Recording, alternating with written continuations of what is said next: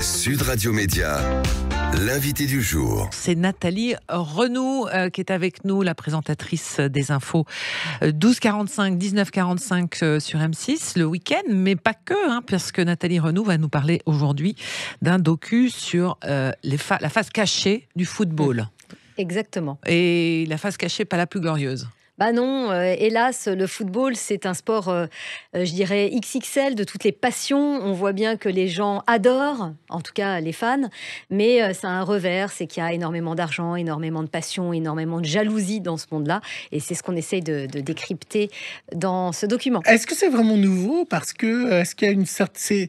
C'est typique de cette époque, tous les scandales et toutes les affaires dont on va parler, ou il y en avait avant, mais que ça se savait moins? Il y en a toujours eu, je pense, autour du monde du football. Je veux dire, on se souvient par exemple de Naïsna, on en parle dans le document.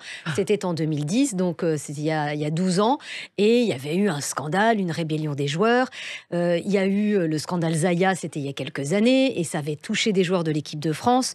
Donc non, les scandales ne sont pas nouveaux. Je dirais qu'il y a une chose qui est un peu nouvelle quand même dans toutes ces affaires-là, c'est l'affaire Paul Pogba. Pour la première fois, un joueur d'envergure internationale a porté plainte auprès de la justice et a dit « je suis victime d'un chantage ». Parce qu'on sait qu'il y en a d'autres qui sont exactement victimes des mêmes chantages, mais sauf que c'est tu, c'est secret et personne n'en parle. Et il paye.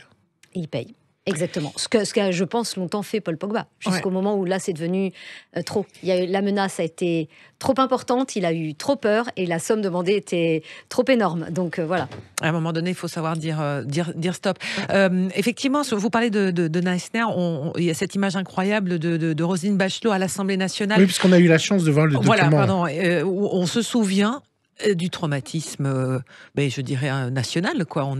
C'était des émissions à n'en plus finir, et c'est allé du terrain au politique, en fait. Exactement, c'est pour ça que je dis que le football, c'est un sport XXL, parce que il déchaîne tellement de passion qu'il arrose, tout ça se déverse sur l'ensemble de la société et jusque dans le monde politique. D'ailleurs, on voit bien que les hommes politiques aujourd'hui disent tous qu'ils aiment le football, se montrent dans les travées des stades de football, affichent leur préférence pour Paris ou pour Marseille. Je pense notamment à Emmanuel Macron, qui lui a clairement choisi son camp. Voilà. Et parce que, quelque part, je pense que c'est populaire d'aimer le football, et c'est bien d'aimer le football. C'est un objet politique quand même. Oui, ça devient un objet politique.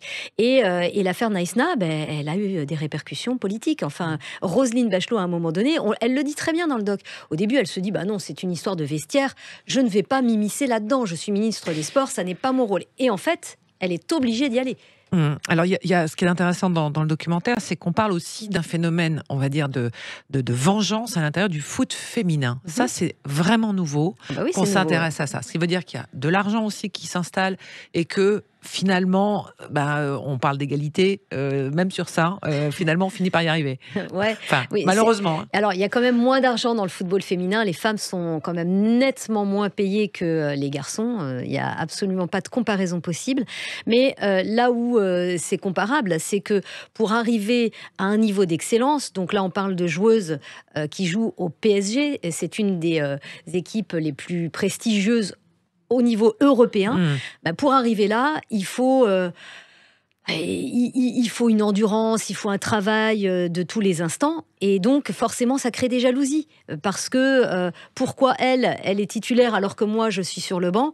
Les filles se posent des questions, et dans le doc, quelqu'un le dit très bien, les joueurs, leur principal adversaire, c'est le joueur de leur équipe qui occupe le même poste. C'est ça le principal adversaire au quotidien des joueurs. Alors, heureusement, ça ne se voit pas forcément. Puis parfois, ils arrivent à être amis, même lorsqu'ils sont en concurrence sur un poste.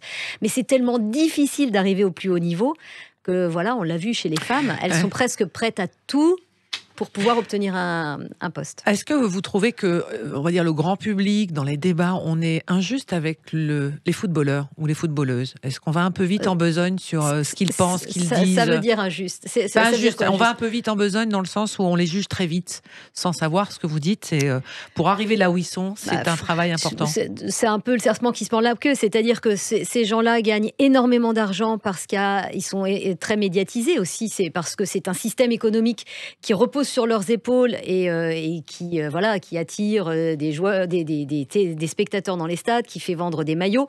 Et ça, ils y arrivent parce qu'il y a de la médiatisation. Et le revers de la médaille, c'est que du coup, ils deviennent des icônes et que toute leur parole est écoutée, toute leur parole est relayée. Et parfois, ils ont 20 ans. Et comme toutes les personnes de 20 ans, ils ont droit aussi de faire des erreurs. Alors peut-être qu'on les juge un peu hâtivement, mais aussi, c'est vrai qu'ils ont forcément un rôle dans la société à tenir. Et je pense que, en tout cas, les joueurs qui sont au plus haut niveau, il faut qu'ils en aient conscience. Mais il y en a plein qui en ont conscience. Je pense à un Kylian Mbappé, par exemple, dont la parole est extrêmement maîtrisée. C'est très rare qu'on le voit se prendre les pieds dans le tapis. C'est arrivé un peu récemment, mais c'est très rare. Mais je pense qu'il a raison d'être en maîtrise parce qu'il sait qu'il est observé à chaque seconde lorsqu'il prend la parole. Donc... Moi, j'ai été surpris dans le documentaire. Je me suis demandé si ça n'a pas été très compliqué à faire et à réaliser parce qu'il n'y a aucun joueur de football qui témoigne, il n'y a pas de dirigeant de club, il n'y a personne en fait ou impliqué dans les affaires ou même leur avocat dans le documentaire. Donc, je me suis dit, vous n'avez pas pu oublier de les contacter. Il y a les avocats de l'affaire Diallo-Amraoui. Oui, Diallo, oui. Mais alors, évidemment qu'on a essayé de contacter des joueurs de football. Est-ce que vous pensez qu'ils voulaient témoigner dans un document comme celui-ci ? Non. C'est sûr qu'il y a une omerta quand même. Des anciens joueurs qui... On voit qu'il y a une omerta. Ouais, bien sûr. Évidemment. Ouais. Et d'ailleurs, c'est pour ça que je pense que ce qu'a fait Paul Pogba, pour le coup, c'est assez nouveau de dire voilà ce dont je suis victime. On le subodore, mais jusqu'à présent, c'était pas sur la place publique. Et Là, il a ouvert quand même un chemin que peut-être d'autres vont suivre. Mais en revanche, les journalistes que nous avons interviewés dans le document, ce sont des spécialistes du football, évidemment. Et au-delà de ça, de ces scandales précisément, certains ont eu accès à des documents assez confidentiels sur les dossiers en cours. Donc, Quand Cyril Hanouna donne la parole au marabout de Pogba, vous n'avez pas le marabout dans le doc, c'est un choix éditorial ? Écoutez, là, il faudrait poser la question plus précisément au réalisateur. Je pense qu'on a plutôt essayé de décrypter ce qui se passe plus que de faire témoigner le marabout de Paul Pogba. Voilà, vous l'avez bien vu, le document, on essaye de dérouler la pelote et de se poser la question du pourquoi on en est arrivé là. Je ne suis pas sûre que le marabout de Paul Pogba ait la réponse. Oui. Surtout que la séquence, à ce moment-là... Peut-être il sait si la France va gagner dans 7 jours. Il faudrait lui demander. Vous allez la suivre à titre perso, déjà en famille, cette Coupe du Monde, cette équipe de France. Alors c'est compliqué. C'est compliqué. C'est une question que tout le monde pose en ce moment. Est-ce qu'on va regarder cette Coupe du Monde qui se déroule au Qatar avec tout ce qu'on sait de complexité sur ce dossier qatari? Bon, je vous l'avoue, oui, je vais regarder les matchs. Effectivement, je pense que quoi qu'il arrive, que je les regarde ou je les regarde pas, ça ne changera pas la face des choses. Mais c'est vrai que j'ai un peu moins d'enthousiasme peut-être que pour une autre Coupe du Monde. Ouais, vous pensez qu'on a nos chances ou justement par rapport à votre doc, le moral de l'équipe de France a été atteint par ces affaires Je ne suis pas sûre que le moral ait été atteint. Je pense que l'absence de Paul Pogba, qui n'est pas spécialement liée à son histoire, qui est liée à sa blessure, mais peut-être que tout ça est assez lié. Finalement, il est en fragilité aussi, Paul Pogba, en ce moment. En tout cas, son absence est préjudiciable. C'est un joueur qui est important sur le terrain, mais aussi en dehors. On en a vu des documents, on en a vu des images de vestiaire. Et Paul Pogba, c'est quelqu'un qui a beaucoup de charisme, qui arrive à remobiliser ses coéquipiers, qui arrive à faire du lien aussi entre les gens et les générations. Donc, voilà, son absence est préjudiciable. Mais après, il y a énormément de talent dans cette équipe de France, donc tout est possible. Vous présentez presque tous les mercredis Enquête criminelle aussi sur W9. Quand vous voyez à 7 à 8, il y a 2 jours, la maman de Jonathan Daval qui sort un livre, ça vous choque ou pas ? Alors vous n'avez pas vu l'interview à 7 à 8 ? Je ne l'ai pas vu, pardonnez-moi, je fais le journal à ce moment-là et c'est vrai que... C'est vrai. Voilà. Mais non, ça ne me choque pas plus que ça. Les parents de criminels... on pourrait presque imaginer parfois, alors je ne sais pas quelle est la teneur de l'interview, mais on peut presque imaginer que les parents de criminels sont parfois des victimes collatérales aussi. Mais faire de l'argent sur... Bon, vous croyez qu'elle va faire beaucoup d'argent ? Moi, je pense. Je pense qu'il y a une curiosité malsaine à voir ce qu'elle raconte. Ouais. Sur son fils, elle raconte comment elle va le voir en prison, etc. Et vous ne pensez pas qu'on regarde... En tant que journaliste, je pense que tous les témoignages sont bons à prendre. Et pas seulement les témoignages des parents d'une victime. Les parents de la victime sont toujours des gens qu'il faut écouter et qui ont besoin d'être écoutés d'ailleurs parce que livrer leurs paroles, c'est souvent un exutoire. Mais on peut imaginer que les parents d'un criminel souffrent eux aussi. J'imagine qu'ils n'avaient pas souhaité dans leur vie voir leur enfant passer des années en prison. De toute façon, ils témoignent du procès. Donc, de toute façon, ils se sont exprimés. Et puis, moi, je trouve que en tout cas, dans un fait divers, je trouve que toutes les parties sont bonnes à être entendues. Ouais. Alors, la Coupe du Monde de football, ça commence dans 5 jours. C'est dimanche. C'est dimanche avec la cérémonie d'ouverture. Voilà. La France joue son premier match mardi soir. Exactement. Oui. Avec de l'air climatisé dans le stade. Non. Non, je rigole. Non, c'est pas vrai. Enfin, c'est pas vrai. Il y a de l'air climatisé au cas où, mais je crois que les températures sont assez basses. Alors, je reviens sur ça. Vous dites l'ambiance n'est pas tout à fait la même. Est-ce que c'est lié à la saison ? Parce que c'est pas habituel de se retrouver confronté à une Coupe du Monde là maintenant en plein milieu de saison. Enfin, nous journalistes, on a l'habitude d'attendre ce moment du mois de juin où on sait qu'il va y avoir une Coupe du Monde, puis après il y a le Tour de France, enfin ce genre de rendez-vous.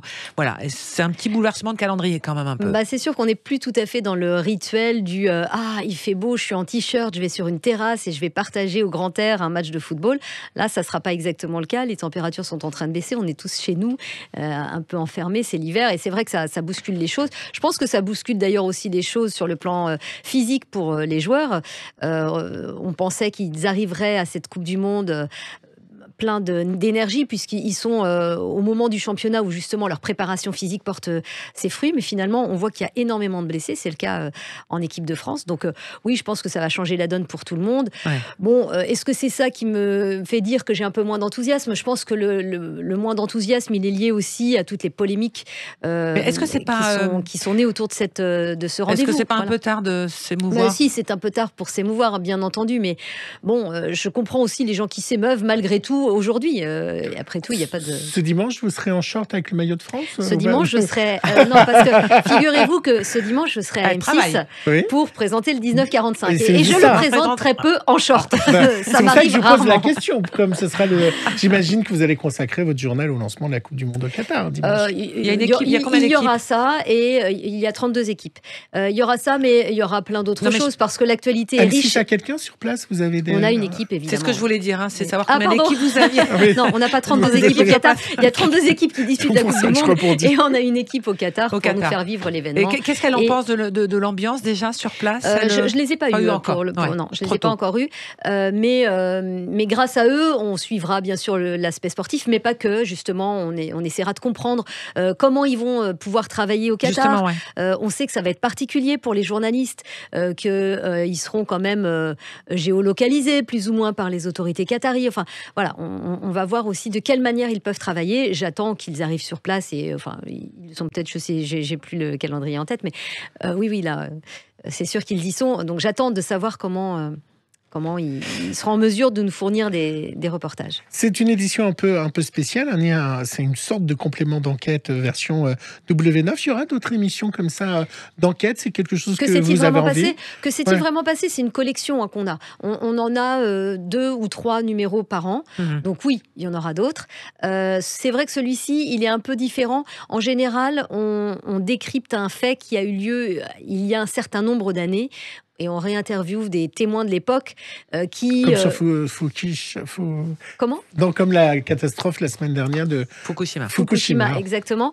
Et Fukushima, que s'est-il vraiment passé ? Je ne sais plus. C'était peut-être minute par minute. Oui. Voilà. Mais on a un certain nombre de numéros de que s'est-il vraiment passé. Et c'est intéressant d'aller chercher des témoins qui... avec le temps, ont un regard un peu différent sur la catastrophe, par exemple, qu'ils ont vécue. Là, c'est vrai que c'est un numéro qui est un peu différent parce que les enquêtes dont on parle, concernant Benjamin Mendy, qui est actuellement jugé pour viol et agression sexuelle en Angleterre, que ce soit pour Paul Pogba, où l'affaire est encore en cours et l'enquête est en cours, que ce soit dans l'affaire Amraoui Diallo, les 2 ex-joueuses du PSG, avec cet règlement de compte, cette mise en examen, mais l'enquête est encore en cours. Là, on est sur des faits beaucoup plus récents. Mais ça nous paraissait intéressant, dans le contexte actuel, de sortir ce document. notamment parce qu'on est en approche de Coupe du Monde. Oui, et c'est une autre facette. Ça fait partie aussi de l'histoire du football et les jeunes joueurs aussi se préparent aussi dans leur formation sur ces questions de gestion d'argent, de l'entourage.